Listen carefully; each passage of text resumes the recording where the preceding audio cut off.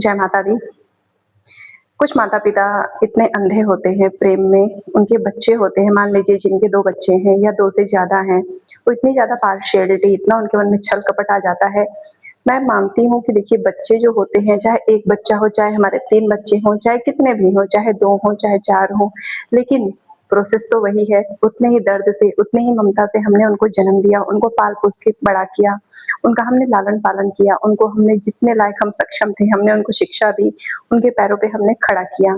फिर एक वक़्त आता है शादी के बाद जब यही माता-पिता पार्शियलिटी करने लगते हैं अपने बच्चों में, छल-कपट आ जाता है उनके मन में, राजनीति करने लगते हैं।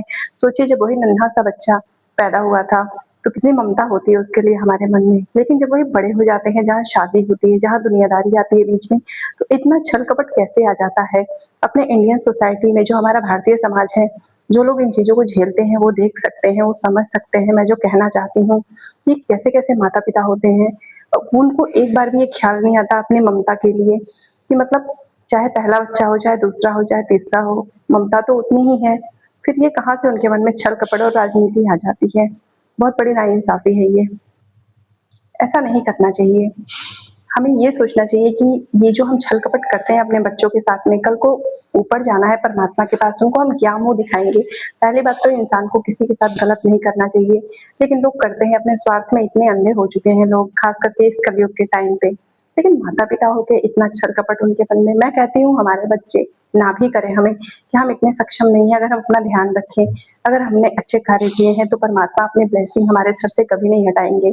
कोई किसी का कर्मदाता जन्मदाता होते हैं, लेकिन भाग्य विधाता कोई किसी का नहीं है, भाग्य विधाता सबका ऊपर बैठा है। तो माता-पिता को ऐसी गलती नहीं करनी चाहिए। एक तो आप अपने बच्चों के निगाह में गिर जाते हो, क्योंकि देखिए मुँह से कोई नहीं कहता, लेकिन हर किसी के दिल में एक जगह बन जाती है कर्मों के हिसाब से। कोई कितना भी फतने-खा हो, कितना भी शहंशाह बन ले, अपने आप को पावरफुल हो, लेकिन यही एक ऐसी चीज़ है, हम कहीं पे भी रहते हैं, छोटा हो, बड़ा हो, हर कोई डेली अपने कर्मों के हिसाब से सामने वालों के या तो मन से उतर रहा है या मन में उसकी जगह बन रही है, और छल-कपट से पाई हुई जगह ज़्यादा दिन नहीं चलती है। तो फिर अंत में माता-पिता को सोचना चाहिए कि कोई कुछ भी करे, लेकिन जो जिसका है बराबर का उनको दे दीजिए, और अगर नहीं भी देना है, तो उसको इतना सक्षम बना दीजिए।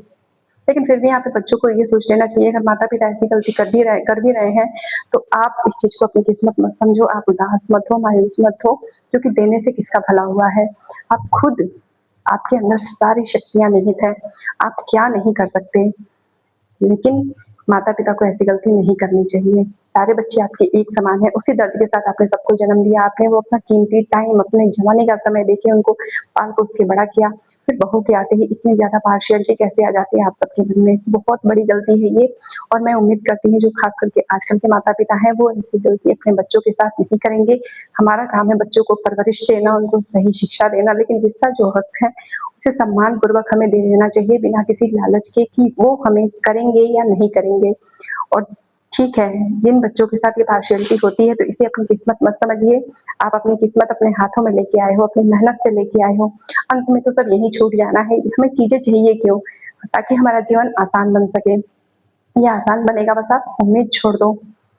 तो हर से कोशिश करें, माता-पिता की छल-कपट ना करें, बच्चों में भेदभाव ना करें, क्योंकि ये जो बददुआ होती है और ये जो कपट द्वारा चीज़ें ली और दी जाती हैं, ये फलती नहीं हैं। अगर यकीन ना हो तो अपने अगल-बगल में नज़र उठा के देख लीजिए, जिसने भी कपट रख के कोई काम किया है, क्या वो सफल हुआ है?